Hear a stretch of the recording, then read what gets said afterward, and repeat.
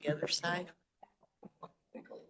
All right, call this meeting to order. I am Chair Tim Baumgartner, chairing the Groundwater Waste Management Committee. Thanks for everyone coming. We have, council, we do have quorum, just confirming. And we're going to go ahead and get started with this meeting. General Statute 138A requires for the chair to inquire of any member that has any known conflict of interest or appearance of conflict of interest with respect to matters of the Groundwater Management Commission, Groundwater and Waste Management Committee. If any member knows of any conflict of interest or appearance of conflict of interest, please state so at this time. Seeing none, we'll move forward.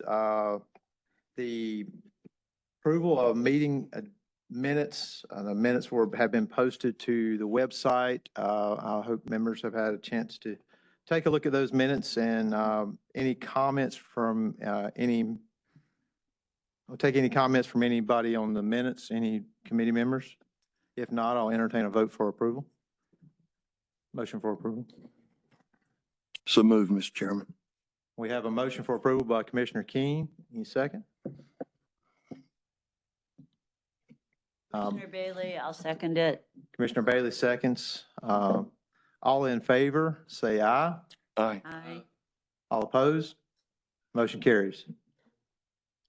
First action item on the agenda is request for approval to proceed to the EMC with the schedule for readoption as part of the periodic review for existing rules 15A NCAC 02S. I think Jessica Monty is going to be providing this presentation. Committee members, if you'll remember, this came before the committee late last year, I think. Jessica's going to go through this, but this deals with groundwater solvent as part of the groundwater solvent rule. And Jessica will provide a little bit more details.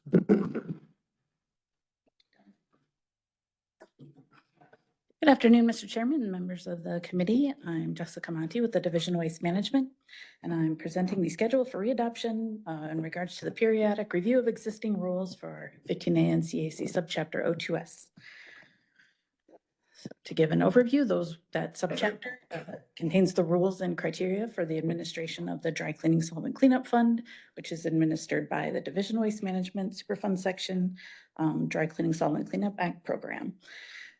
The periodic, for the overview of the periodic review, we brought the necessary and unnecessary report for the periodic review to the EMC in November 14th of 2024, and it was approved, including the response to the public comments. The Rules Review Commission approved that report on their February 27th meeting, and those final determinations, that final report was submitted to the Administrative Procedures Oversight Committee of the General Assembly for their review, the potential for review for 60 days. The report that we sent to the Rules Review Commission contained the categorizations that all of the rules were necessary and none of the rules were unnecessary.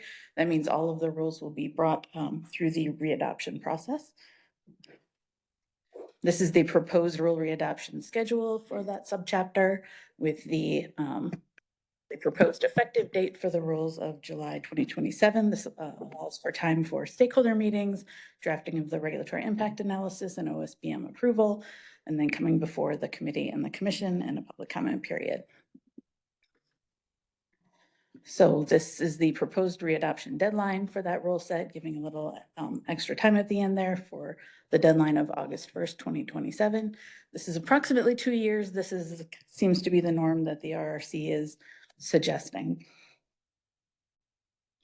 So DWM is requesting approval to proceed to the EMC with the proposed readoption schedule and deadline for 15A NCAC 02S as presented. Any questions? Committee members, any questions on the readoption schedule and the presentation provided? Seeing none, anybody want to entertain a motion for the request? I'll make that motion. Commissioner Yarborough, makes the motion to, Request approval to proceed to the EMC with proposed readoption schedule and deadline for 15A NCAC 02S as presented. thank you, sir. Any second? Yes, sir. Second, Mr. Chairman. Commissioner Keen seconds. Any discussion on the motion itself? Seeing none, we'll go for a vote. All in favor say aye. Aye. All opposed? Motion carries. Thank you. Thank you, Jessica. Next on the agenda, I had requested that DWM provide us an update on the solid waste landfill data. I think Commissioner Solomon, our Chair Solomon, had asked for this data to present it to the EMC late last year. After diving into it, had a few questions and was interested in just bringing the committee up to speed on, Adam, what you guys have been doing with this data, what it's all about, and maybe have some questions afterwards. So go ahead, Adam, appreciate it. Good afternoon, Chair Baumgartner, committee members. I'm Adam Ulishny, Deputy Director, Division of Waste Management. Just a quick overview of landfill PFAS data. So for background, in March of 2023, we sent a memo to all landfills requiring them to sample and monitor for PFAS in the groundwater, surface water, and leachate where applicable. The stated purpose of this mission was to evaluate the presence and magnitude of PFAS in the environment. We sent a follow-up memo in 2023 of July, clarifying some analytical methods and reporting requirements. So each landfill facility, as indicated here, is required to maintain a groundwater monitoring network. This is an example of Robeson County's groundwater monitoring network. All the monitoring wells are shown in blue. Each facility is also required to sample that groundwater monitoring network on a semi-annual basis for a variety of constituents. The request was not required of them to submit or conduct an additional sampling event. Rather, the request was to collect PFAS samples during the regularly routine scheduled monitoring events. In addition, we did not require them to submit an additional groundwater monitoring report. We simply requested that they provide the PFAS analytical data in their groundwater monitoring reports that they're routinely submitting to us.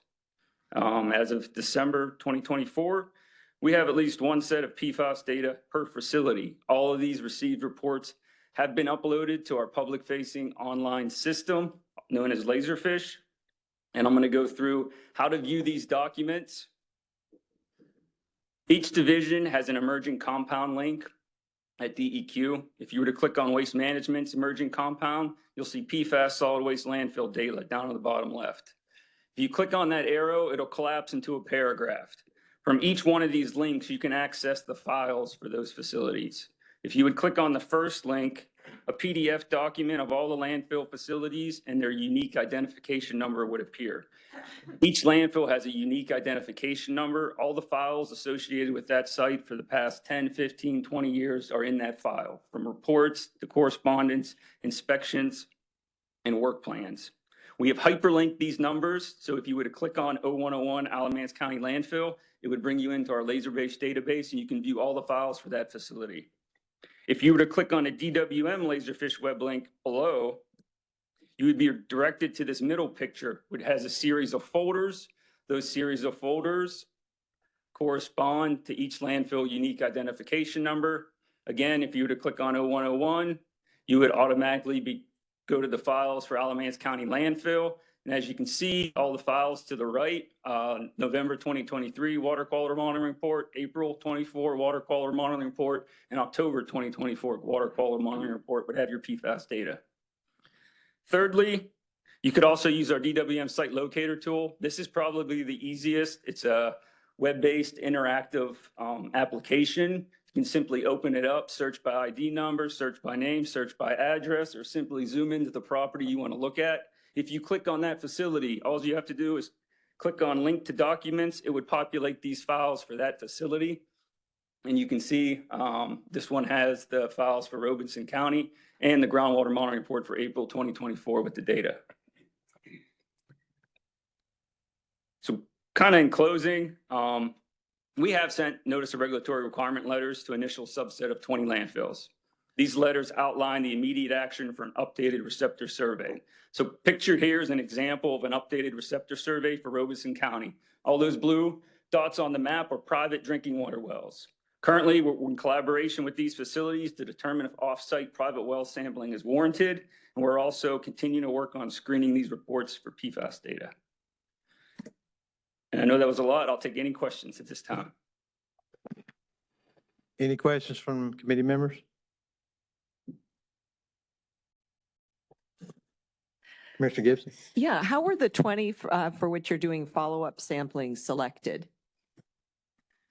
Those were selected based on 3 factors: the magnitude of PFAS contamination screened at the site in the groundwater monitoring wells, the very likelihood of off-site contamination, and the known or likely presence of nearby receptors, i.e. private drinking water wells.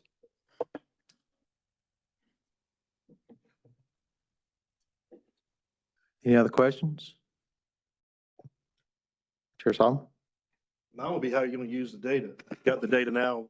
I know you've got it stovepiped down by landfill, but are you doing any cross trend analysis or anything? I know I got one set of data, but have you done any of that across sites yet? And do you plan to do things across sites? Right now, we're screening on a site-by-site basis. I didn't cover this, but I will go over. DEQ has an EQUIS database. So a lot of our facilities, we require them to submit this EQUIS data file. And so we have a program that we can use called EQUIS. It's an environmental monitoring storage database, and it helps us review the data fast and going through reports. And so we're able to not only QA, QC the data, look at data trends, and quickly look at PFAS screening levels at a particular site. We are exploring options. This is a massive data set.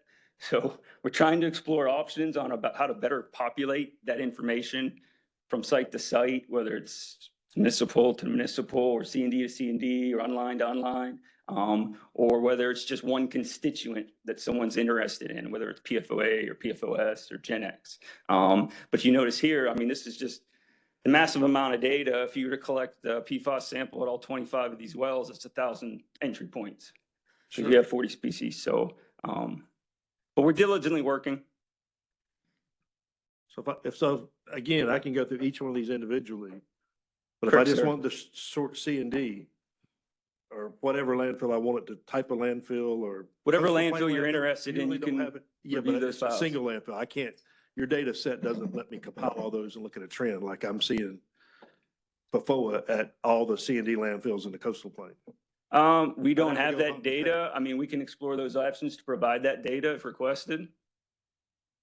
Yeah, I know, man, but it's like 2025. I mean, I was trying to, how you consolidate that across common classifications or your database be a little bit more robust than that. I kind You of follow share- my question, Mr. Chairman? Yeah, no, I share your concern. And when I started diving into the database and the links, I kind of came up with the same thing.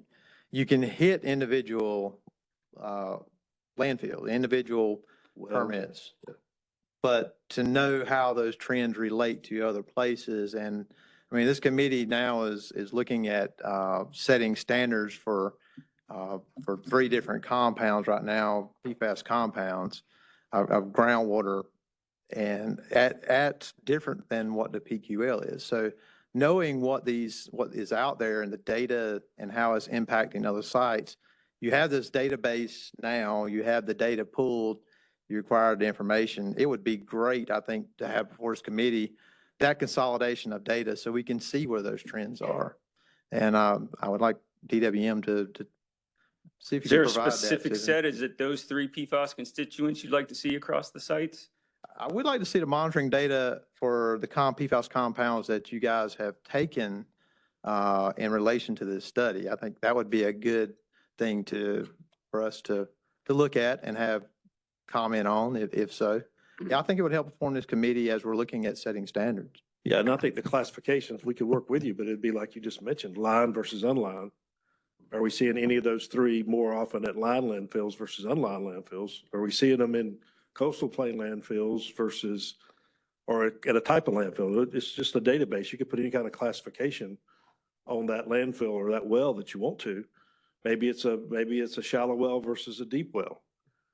could we sort through the whole database to see, do we see more before? I mean, you can, it's a relational database. You can, it's just a matter of putting the labels or the classifications on there, right? Yeah, yeah. I mean, it looks to me, looking at the data online, you already have all the landfill sites in Excel spreadsheet already. It's a matter of adding a few columns with the data. And I know consolidating that data and getting it into that spreadsheet is cumbersome because there's a lot of data. I think it would be beneficial to this committee to continue that conversation and to have to look at that data a little bit in more depth. Sarah, just trying to narrow it down to more specific so we can come with a product quicker. Yeah.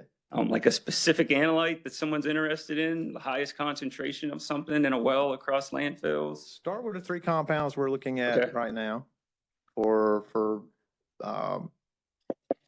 setting standards. And if there are other compounds that seem to be of significance at certain landfills, for instance, if one of the compounds, if it's not one of the 3, but you see significant detections at certain landfills that seem to be trending, that may be something we would like to see as well. Okay. Just by curiosity, was there any funding other than their normal monitoring provided for this? Was this just a direction from the department or? That's correct. What drove it? Okay. That's correct. Yeah. That's why we did not require them to do an additional sampling event. We didn't require them to submit an additional report because of the cost of the sampling. Have you had facilities, and I guess maybe it's some of the 20, that reach a magnitude of detection that you started some NOV or enforcement action? No enforcement action. Okay. Is there some of concern that you're considering at this time? Right now, our main focus is protection of receptors. So that's why the need or immediate action for an updated receptor survey to protect those down gradient private drinking water wells. So of the 20, you are looking at them a little further to Determine if the there's private in water fact- supply well having is Okay. needed next. And in fact, some issue with off-site contamination. Correct. Any other questions from any committee members? Don't have a question, just a comment when you're ready for Yes, sir. maybe a comment. Commissioner. The landfill piece was brought in to the PFAS planning on the surface water that we'll be doing this afternoon on PFAS. The stakeholders in the beginning with DEQ and those stakeholders to begin with, the regulated community, landfill was brought in that mix as well. So just for your information, Mr. Chairman, Thank you, sir. on the PFAS Thank you. and Commissioner. 1.4. Thank you, Commissioner. Any other comments, questions? Adam, appreciate you bringing this to our attention and going through it. Thank you.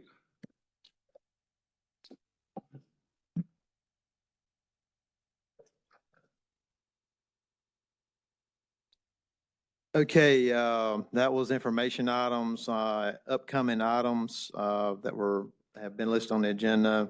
March 13th, 2025, EMC meeting agenda items from the Groundwater Committee. There are none. Future meetings, upcoming agenda items expected May 2025. There's none listed on the agenda. I guess, Adam, you're sitting in for Michael Scott. Is there any director remarks that you'd like to make? None at this time, Chairman Governor. Good deal. Thank you, sir. Director Rogers. Don't see Director Rogers. Guess he's not making any comments. All right. All right. Any closing remarks from committee members? All right. That being said, thank y'all for your time, and we're going to adjourn this meeting.